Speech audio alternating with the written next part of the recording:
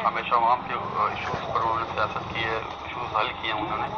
आप देख सकते हैं कि NFC अवार्ड पर हमारे वज़ीर आला सिंध साहब ने मुतअद्दिद बार खतूत लिखे, जो NFC अवार्ड में जो हमारे शेयर थे वो भी पूरे नहीं दिए पिछले साल डेवलपमेंट में, के कोई काम सिंध में नहीं हुए।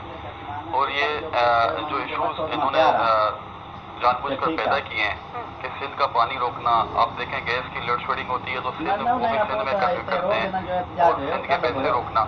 और इमरान खान साहब मुख्तलिफ अदवार में या MQM हो या PTI हो, दोनों में एक सिक्के के दो रुख हैं अभी जो नजर आ रहे हैं हमें।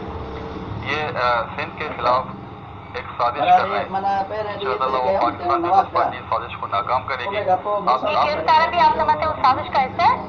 बिल्कुल, ये पाकिस्तान के खिलाफ साजिश है, सिंध के खिलाफ नहीं। ये जो गिरफ्तारी है पाकिस्तान के खिलाफ साजिश है। अभी हमें मुत्तहद होने की जरूरत है, हम सबको इकट्ठे होना है। पाकिस्तान अभी मुश्किल हालात में है, जैसे कि अब्बासी साहब और चांडियो साहब ने कहा, हमारा कोई पड़ोसी हमारा साथ देने को तैयार नहीं है।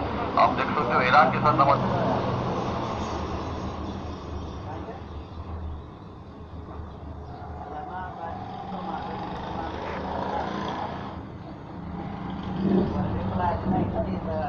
tarik ni perwari mai dah lagi ada nak kata memori gas dah nama ni. Chalo सही है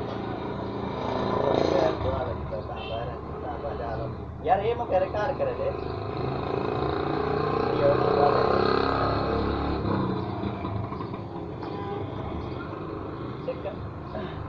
ये रिकॉर्ड करे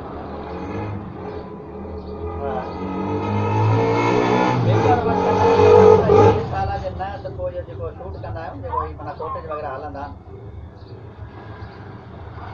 बस इहो पूरो पूरो